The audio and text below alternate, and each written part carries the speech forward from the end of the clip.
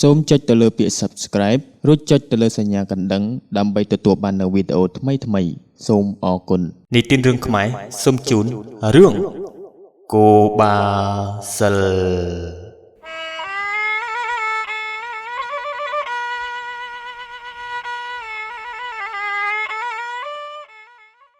មុនអាគមបើយើងមិនជឿគួរគុំប្រមាថអីកាលពីបុរាណកាលខ្វះអីរឿងកាប់មិនមុតដុតមិនឆេះរឿងអ្នកតាឃ្លាំងមឿងនិងរឿងប្រវត្តិលោកយាយម៉ៅនៅពេជ្រនិលជាដើមសុទ្ធសឹងតែជាអ្នកចេះមុនអាគមហើយទាំងនេះគឺជាឧទាហរណ៍មួយចំនួននៃអបិយជំនឿនិងមុនអាគមនៅក្នុងភូមិមួយមានពូម្នាក់មានឈ្មោះថាលៀងគាត់ជាអ្នកចំការនិងមានគ្រួសារដូចគេដូចឯងធម្មតាដែរតែនៅពីក្រោយខ្នងរបស់គាត់វិញគាត់ធ្លាប់លួចរៀនមុនអាគមឬយើងហៅថាជាអំពើអាបធ្មប់ដែលគាត់ចេះពីឪពុករបស់គាត់មកអំពើអាបធ្មប់នេះបើតាមឲ្យដឹងមកថា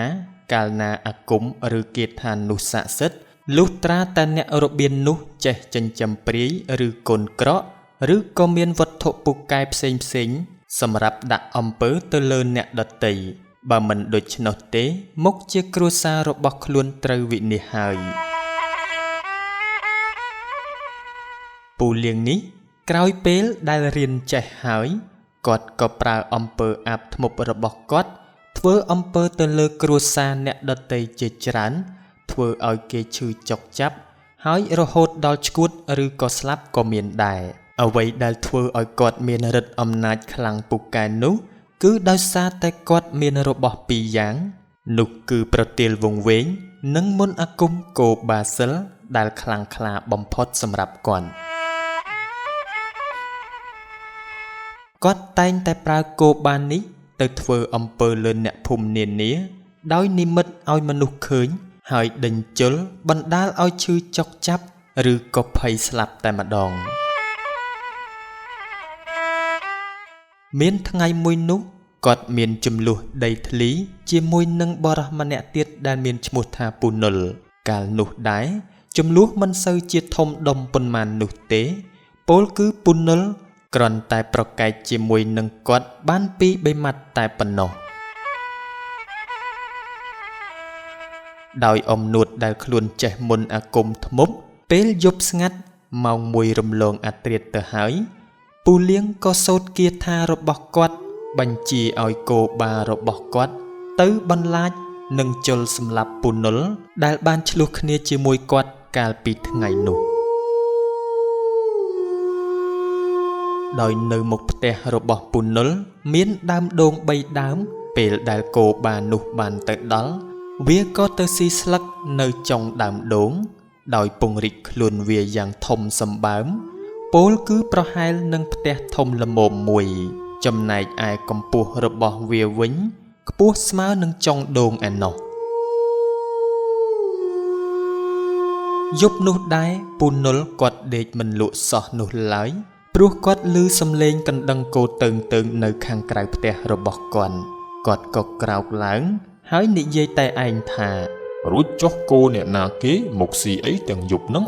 រួចម្ចាស់គេអត់មានមកដើររកគោនឹងទេអីនិយាយរួចគាត់ក៏ចុះមកក្រោមដោយមិនបានដាស់ប្រពន្ធរបស់គាត់ដែលកំពុងតែដេកលង់លក់នោះទេក្រោយពីចុះមកដល់ដីភ្លាមគាត់ក៏ក្រឡេកទៅឃើញគោនោះកំពុងតែស៊ីស្លឹកដូងឃើញភ្លាមគាត់ភ័យខ្លាំងណាស់បះសក់ជ្រងប្រលឹងចុះទៅស៊ីប្រលិតគោបាក៏ឃើញគាត់ដែរវាស្ទុះមកតាមជលពូនុលពីក្រោយចំណែកឯពូនុលវិញប្រឹងរត់ដែរតែរត់មិនទាន់នោះទេក៏ត្រូវគោបានោះជលពីក្រោយតែម្ដងបើតាមអត្តន័យផ្លូវងងឹតពេលគោបានេះបានជលត្រូវពូនុលមានន័យថាគាត់ត្រូវអំពើរបស់គេហើយដោយគោនោះគឺជាគោសិលវាមិនជលមនុស្សរហូតដល់ដេកដួលនៅលើដីដូចគោធម្មតានោះទេក្រោយមកពូនុលរត់ឡើងទៅលើផ្ទះហើយបានប្រាប់រឿងរ៉ាវទាំងអស់ទៅប្រពន្ធរបស់គាត់គ្រាន់តែឮភ្លាមក៏លាន់មាត់ថាស្លាប់ហើយ ឪវាឯងតែកាត់ជាត្រូវអំពើគេហើយមើលទៅ នាអាត្រៀតយប់នោះពូនុលមានសភាពដូចជាមិនសូវស្រួលខ្លួនប៉ុន្មាននោះទេគាត់មានអាការៈឈឺចុកចាប់ពេញទាំងខ្លួនរបស់គាត់លុះព្រឹកឡើងគាត់ទាំងពីរក៏បានទៅរកគ្រូដែលគេចេះរបៀននេះដែរដើម្បីឲ្យគាត់ជួយមើលនិងដោះអំពើនោះពេលទៅដល់លោកគ្រូក៏រៀបចំរណ្ដាប់និងដោះអំពើព្រមទាំងបានឲ្យថ្នាំខ្មែរដើម្បីឲ្យគាត់ទុកដាំផឹករហូតដល់ជាដាច់ពីការត្រូវអំពើនោះទៅថ្លែងពីយប់មួយនោះវិញមានបុរសម្នាក់ជាជនខិលខូចធ្លាប់ចូលលួចរបស់របរក្នុងផ្ទះអ្នកស្រុកតែម្ចាស់ផ្ទះមិនដែលតាមទាន់នោះទេហើយក៏មិនដែលមានភ័ស្តុតាងចាប់គេនោះឡើយរហូតដល់ថ្ងៃមួយបុរសនេះបានចូលទៅក្នុងផ្ទះរបស់ពូលៀងប៉ុនប៉ងលួចទ្រព្យរបស់ពូលៀងបុរសនេះមិនបានដឹងខ្លួនសោះឡើយថាខ្លួនកំពុងតែចូលក្នុងផ្ទះធ្មប់នោះទេគ្រាន់តែបោះជើងចូលដល់ក្នុងរបងភ្លាមបុរសនេះក៏បានជន់ចំប្រទាលវង្វេងធ្វើឲ្យរកផ្លូវទៅណាមិនរួចសោះនោះឡើយមិនដឹងឆ្វេងស្ដាំលិចកើតហើយថែមទាំងបានឃើញគោបាននោះនៅនឹងផ្ទះរបស់ពូលៀងផងដែរតែវាមិនបានរត់មកជល់បុរសនោះឡើយបុរសនោះភ័យញ័រដៃញ័រជើងលិចនោមជ្រោចប្រឡាក់ពេញខោហៀដល់កែងជើងតែមិនដឹងជាអ្នកណាលើកផ្លូវទៅណាបាត់សោះដោយសារតែផ្លូវក៏រកមិនឃើញទិសតំបន់ក៏មិនយល់ទៀតសោតនោះបុរសនោះមិនដឹងធ្វើយ៉ាងម៉េចនោះទេក៏បានត្រឹមតែអង្គុយសំងំយំបិទភ្នែកដោយគិតក្នុងចិត្តថា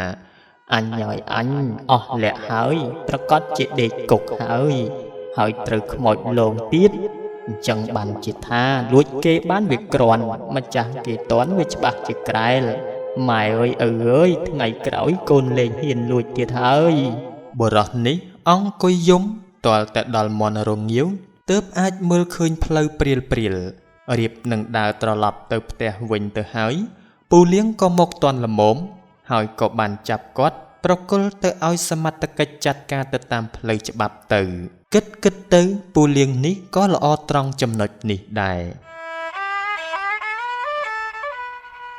បើនិយាយអំពីដំណំរបស់គាត់ជាធម្មតាពូលៀងតែងតែហាម5កូននិងប្រពន្ធរបស់គាត់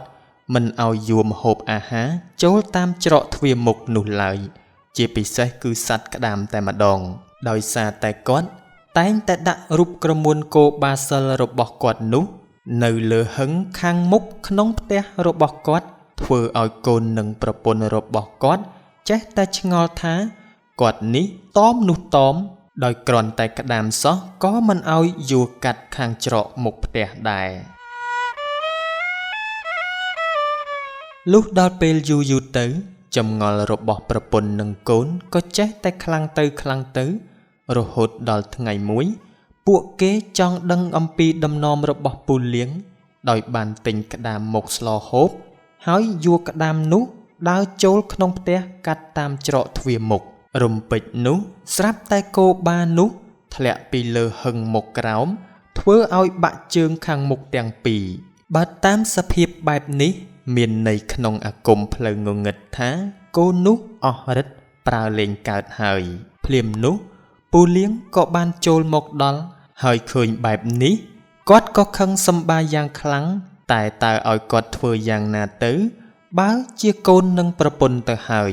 គាត់បានត្រឹមតែសោកស្ដាយតែប៉ុណ្ណោះអញ្ចឹងហើយបានជានៅតាមជនបទនានាកាលពីដើមគេតែងតែយកសម្បកដង្កៀបក្តាមមកចងព្យួរនៅខាងមុខផ្ទះសម្រាប់ជាការលំអផងនិងដើម្បីការពារអំពើអាបធ្មប់ជាដើមផង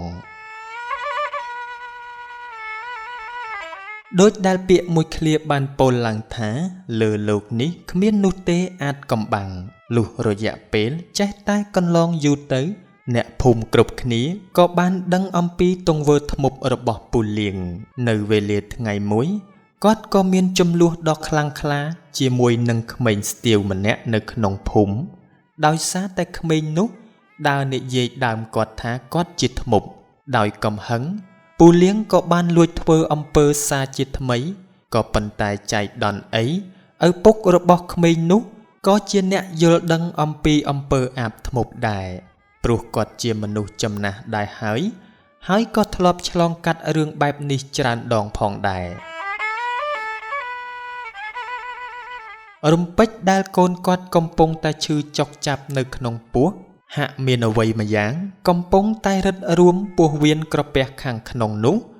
គាត់ក៏បានហៅអ្នកភូមិជាច្រើនមានទាំងកំបិតនិងដំបងផងនោះដើម្បីទៅផ្ទះរបស់ពូលៀងលុះអ្នកភូមិនាំគ្នាឡើងទៅដល់លើផ្ទះពូលៀងក៏បានឃើញពូលៀងកំពុងតែអង្គុយនៅនឹងមុខហឹងគ្រូធ្មប់របស់ខ្លួន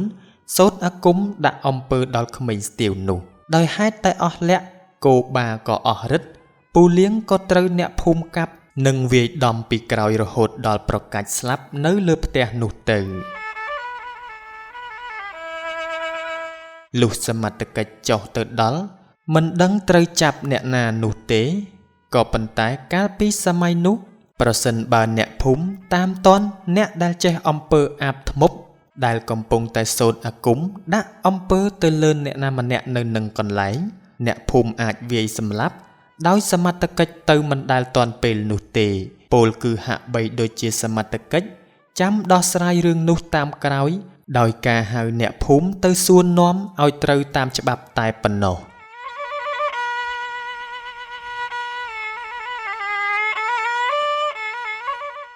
លោកអ្នកទស្សនាជាទីរាប់អានរឿងគោបាសិលសូមបញ្ចប់ត្រឹមតែប៉ុណ្ណេះនិទានរឿងខ្មែរជា Channel ដែលផលិតរឿងនិទានជាភាសាខ្មែរជាពិសេសគឺរឿងខ្មោចនិងរឿងអប់រំផ្សេងៗបើលោកអ្នកចង់តាមដាននៅរឿងទាំងនោះសូមកុំភ្លេចចុចទៅលើពាក្យ Subscribe ហើយដើម្បីកុំឲ្យខកខាននៅរឿងនិទានថ្មីៗសូមកុំភ្លេចចុចទៅលើសញ្ញាកណ្ដឹងបើលោកអ្នកពេញចិត្តនៅរឿងនិទានរបស់ Channel និទានរឿងខ្មែរសូមកុំភ្លេចចុច Like និងចុច Share ដើម្បីចែករំលែកនៅរឿងទាំងនោះទៅដល់មិត្តភ័ក្តិនិងក្រុមគ្រួសារបើលោកអ្នកចេះនិពន្ធរឿងនិទានថ្មីៗចង់បង្ហាញស្នាដៃសូមផ្ញើរឿងទាំងនោះទៅកាន់ Facebook Page របស់ Channel និទានរឿងខ្មែរដែលមានឈ្មោះថានិទានរឿងខ្មែរសូមជូនពរលោកអ្នកឲ្យជួបប្រទះទៅនឹងសេចក្តីសុខសេចក្តីចម្រើនរកទទួលទានមានបានគ្រប់ក្រុមគ្រួសារមានដំណើរកំសាន្តទៅទីជិតទីឆ្ងាយសូមឲ្យជួបតែសុខសុវត្ថិភាពខ្ញុំបាទសូមអរគុណនិងសូមគោរពលា